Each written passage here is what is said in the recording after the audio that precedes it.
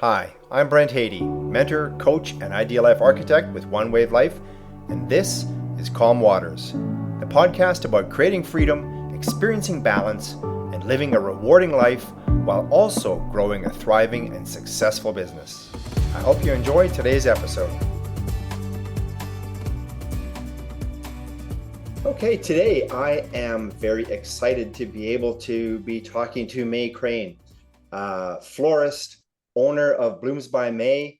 We're going to chat a little bit about her work, her business, and also her life away from it, the kind of things that she's doing that are really interesting and exciting. So welcome, May. Glad to have you here today. Hi, thanks for having me, Brent. I'm excited to be here.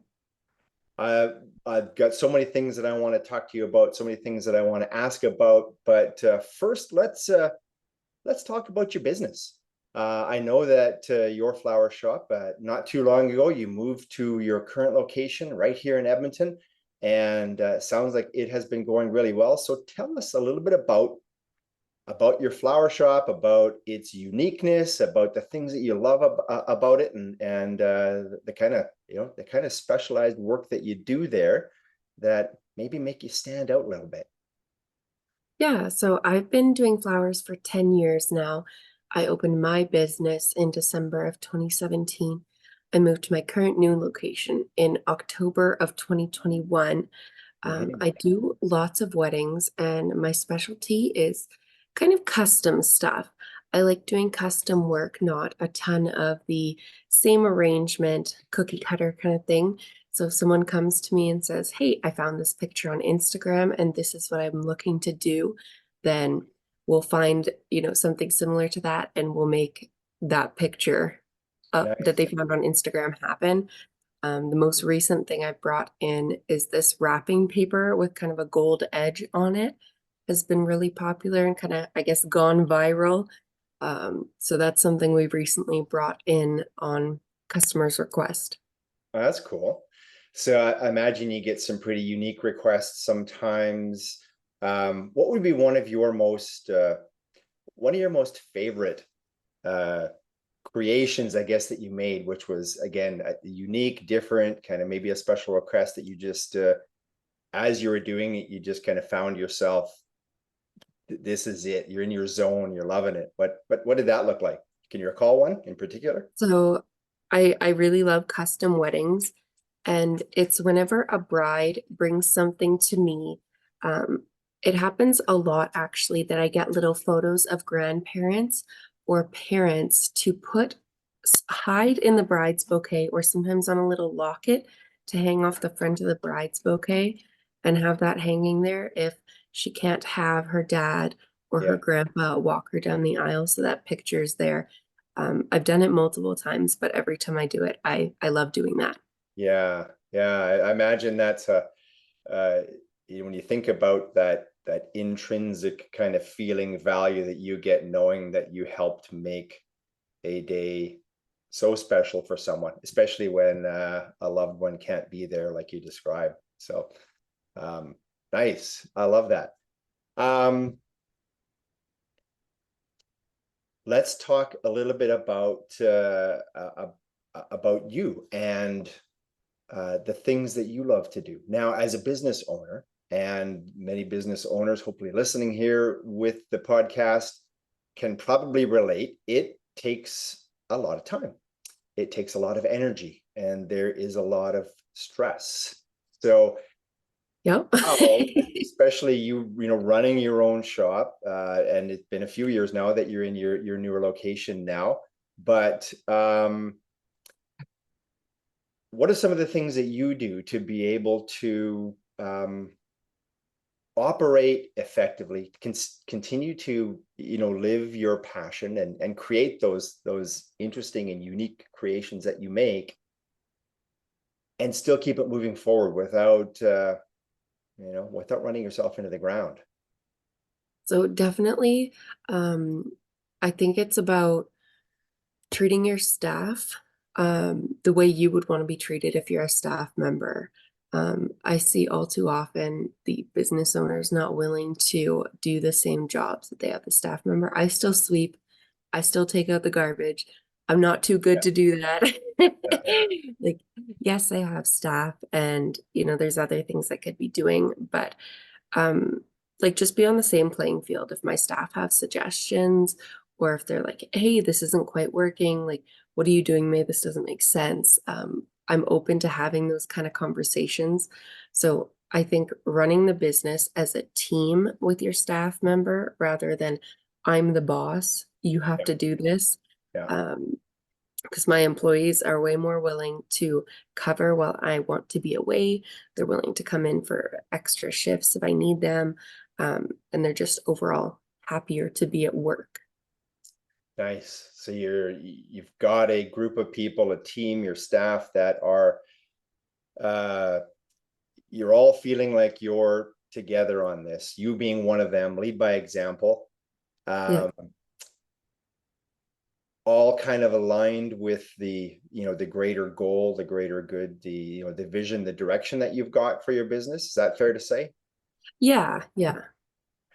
Yeah, when you've got that, of course, yeah, that makes it so much easier to lean on when you need to. And but at the same time, the flip side, right? It's a reciprocal thing. You're there for them when they need that as well. So Hmm. um what do you do for yourself in terms of self-care, in terms of taking care of yourself so that you can be there and be a leader, be a partner, be a team member for your team in an optimal sense? So I love to go get my nails done. Yeah, That's one of my favorite things. And usually I will have an employee in and I will go and get my nails done. And it takes a while. So, I'll hang out with the nail ladies and I go to the same salon so they know me. yeah, So that's a really nice self-care kind of thing yeah, where I can sit there, get my nails done, just chill, hang out, relax, and take a little bit of time away from the store. yeah. Sometimes it's as simple as that. It's getting away from the store and it's being taken care of, a little bit of pampering, Yeah. um, that gives that emotional release from that mental stress and clutter, or that mental release, that emotional release of the things that might be weighing on you. And those are great forms of energy renewal when we need them, and especially if we do them in a like I think I'm hearing you say, a regular enough time, such that they just don't mount up as much, and it allows you to Mm. keep on going. Love it, love it. Um, I understand you also like to get away from the office for times when you can travel, when you can get out and do some activities that you love to do. Uh, uh, Tell us a little bit about that and that side of your world. What does that look like? And what do you love to do when you get away for periods of time that are longer than just a couple of hours? Yeah, so when I do traveling, I'm not one for the all-inclusive, expensive, fancy traveling. I like to, go somewhere, pitch a tent, freeze in the middle of the night. Yeah, yeah, I love going hiking, and I'm always looking for new hikes. I often go with friends, so we'll have, a group of us, or maybe there'll be two of us that go on a hike. I most we have the mountains right there. Like we have Jasper, we have Banff, we have Kananaskis. We have so much right next to us, and a lot of people don't realize it. yeah. Um, but I've started to look at international hikes. I most recently went to Colombia. I Nice. unfortunately only got to do one hike. PSA for people that want to hike internationally, you need tickets and you need to pay for a lot of these hikes Yeah. because they only let a limited amount of people on the trails every day. And for that information, for those tickets, do you typically need to get that well in advance? I don't know how much in advance. It depends on where you're going. Some you Yeah, need them quite a bit in advance. Some you might need just a couple days, but it yeah, depends how yeah, popular the hike is and if yeah. they've sold their allotted tickets for the day. Absolutely. I did the Inca Trail in Peru to Machu Picchu, and we needed to book that well in advance and plan the trip. And that particular one was actually a multi-day one. I think it was 5 days total. So tell me more about this hike in your travels in Colombia. a unique kind of an up and coming destination. In the past, it was always viewed as a very dangerous place to go, but I know that in more recent years, it is becoming more and more popular. Mhm. Beautiful. I've seen many pictures from there, but what did you love? What was amazing about both the country as well as specifically that hike that you did? So one thing I noticed about the country was anywhere you ordered juice, it was freshly squeezed. Yeah, yeah, I loved that. I yeah, loved the fresh juice. You got a fresh orange juice. It had all the pulp of being freshly squeezed in it. And like, I'm definitely a foodie. All the food was very fresh, and we got to try something different everywhere we went. And they have like carts on the street of people selling like fruit, drinks, yeah, all this other stuff. Like, I could go on about it for 20 minutes or like half an hour, yeah. but I'm not gonna do that. But The there's beauty just of going, lots of, go ahead. sorry, Yeah. there's just lots of I guess little trucks on the street and things you can buy from on the street. Like I even bought some little trinkets from just guys that were set up on the street. And some of them you don't even see with like little booths or anything. Yeah. They actually have a tarp or something put down, like the blue tarps you see for camping. Yeah. A lot of them lay their stuff out on a tarp in the morning, That's their roll it up at storefront. night. Yeah. Yeah, all the carts and markets, they're Yeah. gone. Nothing stays. All the carts, Yeah. they take their cart with them, everything's gone. Very And the fluid, street is very, yeah, every empty. day a little bit of a different thing. Yeah, And when you I'm go like, to a tropical country like that, number one, the the trees that are producing the fruit for the fruit juice are right there. So it hmm. makes it a natural. That's one of the things I love about it as well. I'm a bit of a fruitaholic, I think, when it comes to that. One day I would love to have a mango tree in my backyard, but not Oh, here where that I would live be now. great. So you said unique food every day. What was the most unique or interesting or caused you to stretch outside maybe your comfort zone that you tried while you were So I didn't order it. My friend ordered it and I took a bite because I was like, I don't think I could do that. But a horse steak. there? Oh, interesting. And Yeah, what did that you, that was how was interesting. that? What did you find about, did you know in advance that that's what it was? Oh yes, yeah. Okay. I know what it was. So my friend's having me translate most of the menus. And he's like, "What's this?" I'm like, "That is horse." And he goes, "I'm gonna try that." And I was like, And "You go ahead." It's very similar to beef, to be yeah, honest. yeah, Um, I wouldn't have ordered it for myself, but since he had it there, sure, I'll try a bit. yeah. Uh, the strangest thing I probably got for myself was the carts on the street that I was talking about. There was a guy that was doing, I think it was lime juice, crushing up like actual big sugar canes in this big wheel, Okay. and a couple other things. And I don't even know what kind of juice he was making, but I was just like, that looks cool and I want one. Nice. Yeah, it's also one of the things that I really love about that kind of travel like you do, which is the off the beaten path kind of stuff, is you get to experience a culture, you get to experience a way of being that is very different than what we know here. And if Mhm. you are open to stretching a little bit about outside your comfort zone, you find some magical moments, and sometimes they're with food, sometimes they're just with people, sometimes they're with the place, Yeah. and you come back better for it. So how about the hike? Just tell me a little bit about the hike, and what was unique and different and amazing about it, say compared to if you were going to the mountains here in Jasper or Banff or something. Yeah. So this hike that we did is Montserrat in Bogota. And I was surprised at the width of the trail. At the beginning, it starts out about 10 people wide, like 10 people could fit across the trail side to Yeah. side. It gets skinnier in some parts, but there was lots of switchbacks because of the elevation. Mm, And at the top, there's a big church. Like there's a whole actually community at the top. There's a church, there's restaurants, there's all this stuff. yeah. And you could take I can't remember what it was called, but it was like kind of like a gondola. You could take that to the top.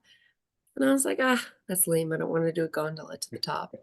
But at the bottom again, there's a ton of people with their Yeah, stalls and their yeah, meat on sticks. In this yeah, one, it's a more touristy place. So they had like stuffed animals, they had yeah, balloons, they had cotton candy, like something you'd see at like a carnival. yeah, yeah. And then all the way up the hike, not the whole way, but you'd see there were two different markets where they stay there. There's little, Hmm. not houses, but huts that stay there. Hmm. They don't move at the end of the day. And there's restaurants, not what we think when we think of a restaurant, but Yeah, a yeah, little kind of hut with a couple like seats at a bar and you can order yeah, some food or whatever. And they have little, you can stop there throughout the yeah, hike. And then you also see like this guy here selling fruit, this guy here selling water bottles. So all the way up, if you run out of water, you run out of food, oh, no problem. But if you do that here, when you're yeah. hiking here, there is nothing. You're on your There's own. Yeah, absolute, yeah, you run out of water, that sucks. yeah. And And there very were, different that way, right? Yeah, yeah, it's very different. yeah. There were Well, like you also, said, the bottom is the setup. There's all that more the commercialism kind of thing stuff going on yeah, there. The top has got where you could take the gondola up, and it's not necessarily about just getting to the top. It's about the yeah, journey of getting there, and it's all those things along the way that you experience and get to see. Um, Again, different and unique than you find here. Part of the reason why we do it, right? yeah, it was very different. There were also souvenirs and there was a little place to light candles as well in a little kind of Right. temple. Yeah. Um, there was lots to see on that hike other than just gravel. So when you came home, um, having done the trip, the hike part, but the entire trip, what did you gain from that? That in terms of your ability to kind of come back and step into your working world, what were the benefits that you kind of realize of taking the time and going away and choosing a destination, having the experience that you did? What did it give to you that you brought back? Any things in particular that kind of stand out? So it was a lot of people were surprised to hear from me. You were just saying that Colombia wasn't seen as safe before. Yeah. There were only 2 points where I felt unsafe, but that's because we were where we probably shouldn't have been. So, Okay. Yeah. um, but it felt like a very safe country. The people were very nice. They were very welcoming. Anyone heard when we were from Canada, it was great. So I've been sharing with a lot of people that, Colombia it was great. It felt safe. There were lots of locals that were great. And if we were in an unsafe area, the nice locals told us, they said, hey, this isn't a great, you're too white to be here. Maybe you should not be around in this particular parts. Yeah. Yeah. Isn't that's the case anywhere that you travel, and you can go to a third world country, or you could be going somewhere in the United States, and there's good areas and there's not so good areas, and I've had those same experiences as you. And when you do a little bit of advanced research, when you pay attention to the locals, they're usually more than happy to help out the tourists and make sure, especially when tourism is a lifeblood of theirs that are there. So Hmm. um, so we make it safe, right? Now, as a business owner, um, to be able to be, how long were you gone for this trip, for instance?